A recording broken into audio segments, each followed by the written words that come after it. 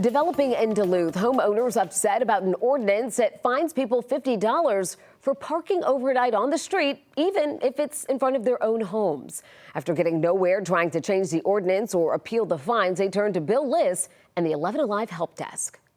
I've got my pickup truck, I've got my son's Jeep, I've got my wife's SUV. Rick Griepentrog has lived in Duluth's Chattahoochee Reserve subdivision for 30 years. His family has 5 vehicles. He parks one of them on the street in front of his home because there's no other place to put it. You can see how tight it is for these cars. For 30 years, everything was fine until he got a $50 parking ticket, and then he got 3 more. It's already cost you $200. It's cost me $200 already, yes.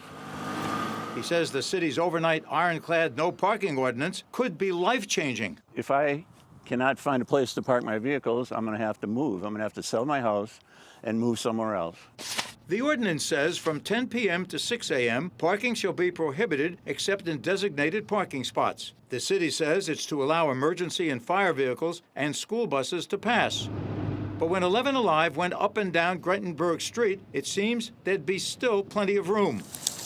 And to prove the point, Griepentrog and his neighbor, Bruce Radman, who also got ticketed, used a tape measure to double-check the width of the street. You could fit a fire truck through here with cars on both sides, or a bus. And just then, along came a school bus. Twice, in fact. The city also says another reason for the ordinance is to give room for its new sanitation vehicles. But when 11 Alive called the department, we found they don't start the pickups until 7 o'clock. That's an hour after the parking ban is over. For Griepentrog, it's been a no-win. As you can see, there's just no room in my driveway for 4 vehicles, let alone 5. My garage is too small. None of these full-size vehicles will fit in there.